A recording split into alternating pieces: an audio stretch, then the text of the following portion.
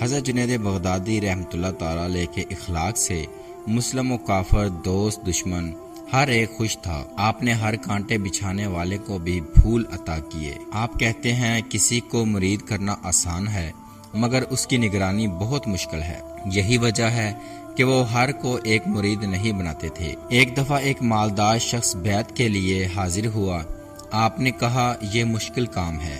اس نے کہا اس کے سوا مجھے دوسرا راستہ نظر نہیں آتا۔ آپ نے کہا تیرے دعویٰ کی دلیل کیا ہے؟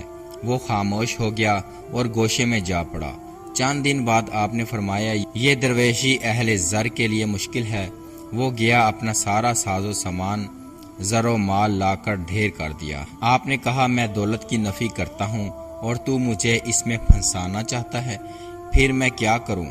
وہ رونے لگا۔ سونے چاندی کے سکون کو ضرورت مندوں میں تقسیم کر دے۔ اس شخص نے ساری دولت غریبوں میں بانٹ دی۔ اب تیری ملکیت میں کیا ہے؟ بولا ایک مکان ہے، اسے بھی بیچ دے اور رقم میرے پاس لے آ۔ اس نے ایسا ہی کیا، رقم لایا تو کہا اسے دجلہ میں پھینکا۔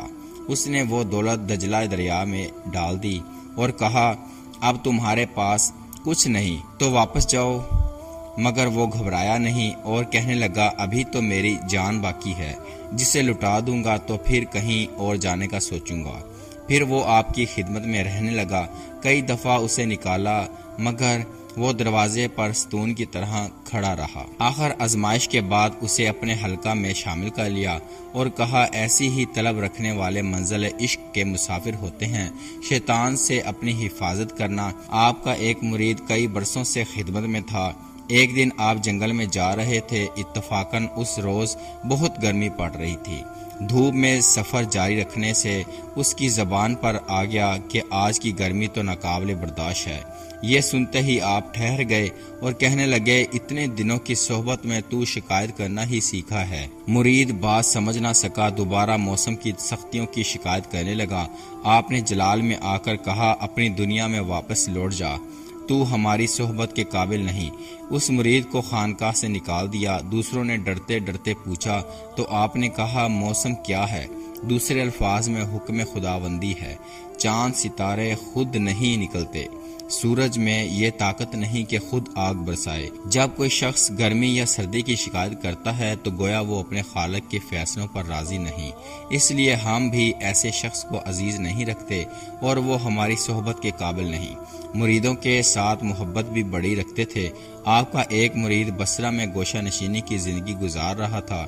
ایک دن اس کے دل میں کسی گناہ کا خیال آیا۔ پوری رات گزر گئی مگر اس کشمکش میں رہا، وہ فاسد خیال پر قابو نہ پا سکا تھا۔ صبح اٹھا اور آئینہ دیکھا تو چیخ نکل گئی۔ اس کا چہرہ مسخ ہو گیا تھا۔ گڑ گڑایا کہ خدایا میں اپنی بگڑی صورت لے کر لوگوں کے سامنے کیسے جاؤں گا؟ لوگ مجھے کیا کہیں گے؟ چنانچہ اندر قید ہو کر بیٹھ گیا۔ عقیدت مند آئے تو بہانہ کر کے دروازہ نہ کھولا۔ ایک کے بعد دوسرا دن بھی گزر گیا۔ تیسرے دن رات بھر آہوزاری کرنے کے بعد اللہ نے فضل کیا اور اصلی صورت میں آ گیا۔ اللہ کا شکر ادا کیا اور کہا اے اللہ تو نے مجھے لوگوں میں رسوا ہونے سے بچا لیا۔ چوتھے روز وہ اپنے عقیدت مندوں کا انتظار کر رہا تھا کہ دروازے پر دستک ہوئی۔ دروازہ کھولا تو ایک اجنبی تھا۔ میں بغداد سے شیخ کا خط لے کر آیا ہوں۔ پیر و مرشد کا نام سن کر بہت بے چینی میں آ گئے۔ خط لے کر بار بار چومتے، پھر بے چینی کم ہوئی تو اجنبی کو بیٹھنے کے لیے کہا مگر وہ ضروری کام سے تھا اس لیے چلا گیا۔ اس کے جانے کے بعد خط کھولا، آخری لفظ پر پہنچا تو اس پر رکت طاری ہو گئی اور روتے روتے ہچکیاں بند گئیں۔ انہوں نے لکھا تھا میرے عزیز تم نے مجھے کس کام میں لگا دیا؟ 3 دن سے دھوبی کا کام کر رہا ہوں، مسلسل تمہارے چہرے کی سیاہی دھو رہا ہوں۔ اہل اللہ کا محاسبہ بھی سخت ہوتا ہے، دل میں گناہ کا خیال آنا بھی گناہ کر لینے کے برابر گنا جاتا ہے۔ پیر اور مرید کا رابطہ ہوتا ہے اور وہ پیر اب کہاں؟ اب صرف مجاور اور گورکن قسم کے لوگ پیر کہلاتے ہیں۔ ملت کی اصلاح اور مخلوق کی خدمت عالموں کا کام ہے۔ جو شخص حق تعالی سے بے خبر ہے اس کی زندگی جاری سانس تک ہے، مگر جس کی زندگی حق تعالی پر ہے وہ طبعی زندگی سے اصلی زندگی کی طرف لوٹتا ہے۔ جو آنکھ حق تعالیٰ کی صفت کو عبرت سے نہ دیکھے اس کا اندھا ہونا بہتر ہے، اور جو زبان حق تعالیٰ کا ذکر نہ کرے اس کا گونگا ہونا بہتر ہے، اور جو کان خدا تعالیٰ کا کلام سننے کے منتظر نہ ہوں ان کا بہرا ہونا اچھا ہے، اور جو جسم اس کی خدمت نہ کرے اس کا مردہ ہونا بہتر ہے۔ وعظ کے دوران ہی ایک ایرانی سید ناصری نامی آئے۔ وہ حج کے لیے نکلے تھے اور نیت تھی کہ پہلے جنید بغدادی رحمۃ اللہ تعالیٰ علیہ سے ملے گا۔ وہ اپنی اس نیت پر آیا تھا۔ آپ نے پوچھا کہاں کے رہنے والے ہو؟ کہا گیلان کا بادشاہ ہوں، شیخ کی دیار کی حسرت رکھتا ہوں۔ چلیے آپ کی یہ خواہش تو پوری ہو گئی، مگر آپ کا تعلق کس خاندان سے ہے؟ ناصری نے کہا کہ میں حضرت علی کے فرزندوں کی اولاد سے ہوں۔ سید صاحب، آپ کو پتہ ہے کہ آپ کے دادا ایک وقت میں 2 تلواریں چلایا کرتے تھے۔ سید ناصری نے حیرانی سے جنید بغدادی رحمۃ اللہ تعالیٰ علیہ کی طرف دیکھا۔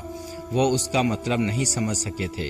ان کی حیرانی دیکھ کر آپ نے فرمایا، حضرت علی رضی اللہ تعالی عنہ ایک تلوار گردن کفار پر چلاتے تھے اور دوسری اپنے نفس پر۔ سید صاحب، آپ کون سی تلوار چلاتے ہیں؟ سید ناصری اس کلام کو برداشت نہ کر سکے اور فرش پر گر کر تڑپنے لگے۔ شیخ، میں خدا کے سامنے کیا منہ لے کر جاؤں گا؟ پہلے مجھے اس قابل تو بنا دیجئے کہ اپنے رب کے سامنے حاضر ہو سکوں۔ وہ رو رہے تھے اور تڑپ رہے تھے کہ شیخ، اللہ کی طرف میری رہنمائی کیجیے۔ آپ نے فرمایا، تمہارا سینہ اللہ کا حرم ہے، جہاں تک ہو سکے اس میں نامحرم کو جگہ نہ دو۔ ان الفاظ کے ادا ہوتے ہی ناصری نے چیخ ماری اور دنیا سے رخصت ہو گئے۔ آپ کے وعظ کا یہ اثر ہوا کرتا تھا کہ لوگ تڑپا کرتے تھے، بات پر اتنا وجد طاری ہو جاتا تھا کہ جان سے گزر جاتے اور جو ہوش میں رہتے ان کی آنکھوں سے آنسوؤں کی آبشار جاری ہو جاتی۔ آپ محتاجوں، مسکینوں اور ضرورت مندوں کے لیے ہر وقت دروازہ کھلا رکھتے، بے ذوق انسانوں سے بچتے تھے۔ ایک دن آپ اپنے ایک ساتھی کی دعوت میں گئے، دیکھا ایک شخص آ رہا ہے جسے وہ جانتے تھے کہ کم علم اور بے ذوق ہے۔ وہ بیٹھا بھی نہیں تھا کہ آپ نے اپنی چادر دی اور کہا، اسے بیچ کر اس کی شکر لے آؤ۔ پھر وہ جوں ہی چادر لے کر گھر سے نکلا، بلند آواز سے اسے کہا، یہ چادر میں نے تمہیں دی اور اس سے فراغت حاصل کر لی اور رات کی صحبت سے غیروں کو بچا لیا۔ تواضع آپ کی یہ تھی کہ آپ کا شاگرد ابو محمد جریری رحمۃ اللہ تعالیٰ علیہ حج پر گئے، واپس آئے تو سب عزیزوں نے استقبال کیا اور گھر چلنے کے لیے کہا، مگر وہ پہلے اپنے استاد کی خدمت میں حاضر ہوئے۔ آپ شاگرد کو دیکھ کر خوش ہوئے اور دعائیں دیں۔ اگلے روز صبح مکان پر دستک ہوئی۔ ابو محمد باہر نکلے تو استاد کھڑے تھے۔ حیران ہو کر کہا، میں نے اس تکلیف کو بچانے کے لیے تو کل حاضری دی تھی۔ کہنے لگے کہ وہ آپ کا فعل تھا، اس سے آپ کا حسن اخلاق ظاہر ہوتا ہے۔ میرا آنا اپنی جگہ ضروری تھا کہ اس حسن اخلاق کا شکریہ ادا کیا جاتا۔ آپ وعظ کی عام مجلسوں میں صرف اخلاق پر عام مسائل بیان کرتے۔ وہ نہیں چاہتے تھے کہ کم علموں میں اسرار الہی کا ذکر ہو جس سے ان کے ذہن الجھ جائیں۔ آپ کی نجی مجلس میں زیادہ سے زیادہ 20 آدمی ہوتے۔ شیخ ابو طالب مکی کے بیان کے مطابق آخری عمر میں فرمایا کرتے تھے کہ اب توحید کے حقائق و معارف جاننے کا شوق لوگوں میں بہت کم ہو گیا ہے۔ جب آپ اپنے شاگردوں کو علم باطن کی تعلیم دیتے تو دروازہ بند کر کے قفل لگا دیتے۔ جب آپ کے خاص مرید شیخ ابو بکر شبلی رحمۃ اللہ تعالیٰ علیہ نے اعلانیہ باطنی تعلیم دینا شروع کی تو آپ نے ناخوشگوار لہجے میں فرمایا، ہم اس علم کو تہ خانوں میں بیان کرتے تھے۔ شبلی رحمۃ اللہ تعالیٰ علیہ نے اسے برسر منبر بیان کیا۔ وہ نہیں چاہتے تھے کہ جن لوگوں کی آنکھوں پر پردے پڑے ہیں انہیں اللہ کے رازوں سے آگاہ کیا جائے۔ شیخ ابو بکر کسائی رحمۃ اللہ تعالیٰ علیہ مشہور بزرگ تھے۔ وہ آپ کے دوست اور ساتھی بھی تھے۔ آپ ان کے متعلق فرماتے تھے، اگر شیخ ابو بکر نہ ہوتے تو میں بھی بغداد میں نہ ہوتا۔ آپ کی خط و کتابت بھی جاری رہا کرتی۔ کہتے ہیں کہ ابو بکر کسائی رحمۃ اللہ تعالیٰ نے حضرت جنید بغدادی رحمۃ اللہ تعالیٰ علیہ سے 1000 مسائل دریافت کیے تھے اور وہ حضرت جنید بغدادی رحمۃ اللہ تعالیٰ علیہ کی زندگی میں ہی انتقال کر گئے۔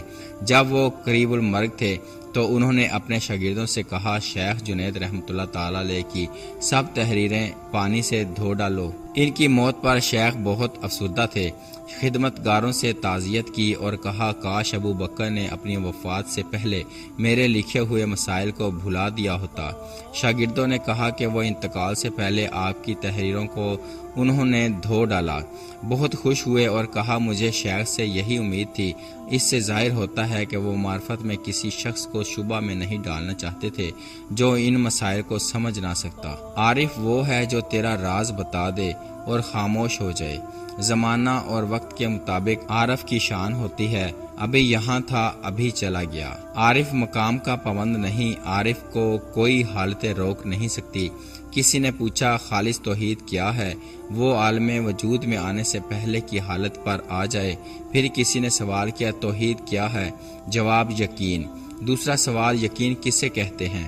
تیرا یہ سمجھنا کہ خلقت کے تمام حرکات و سکنات اللہ کے حکم سے ہے۔ جب تو یہ پا لے تو سمجھ لے کہ تو موحد ہو گیا۔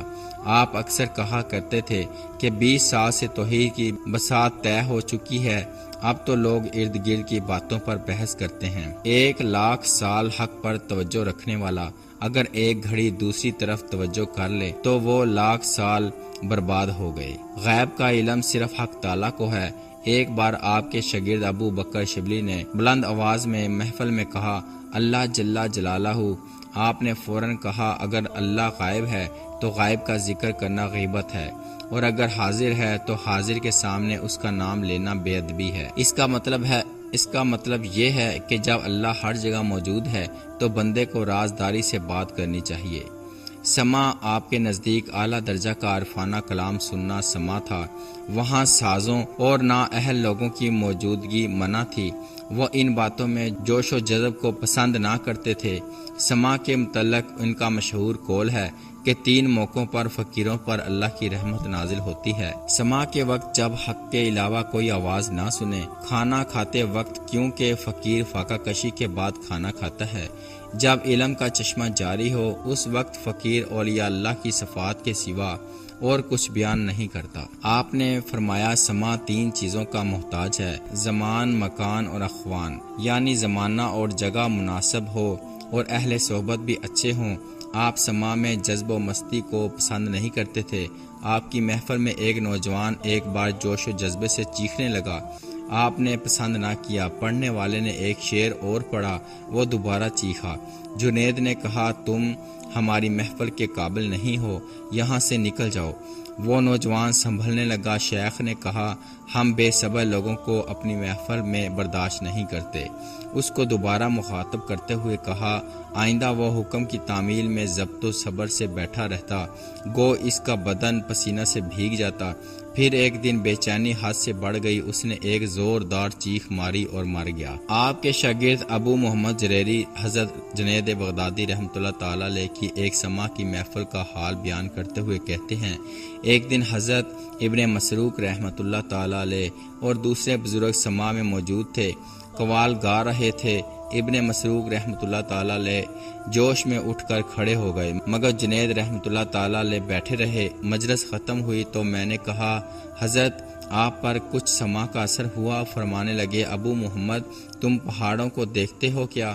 وہ بادلوں کی طرح اڑتے پھرتے ہیں، اس لیے وہ شور و شر کو سماع میں ناجائز سمجھتے ہیں۔ ان کا قول ہے کہ جب کوئی صوفی زیادہ ظاہری باتوں پر توجہ دے تو سمجھ لو اس کا باطن خراب ہے۔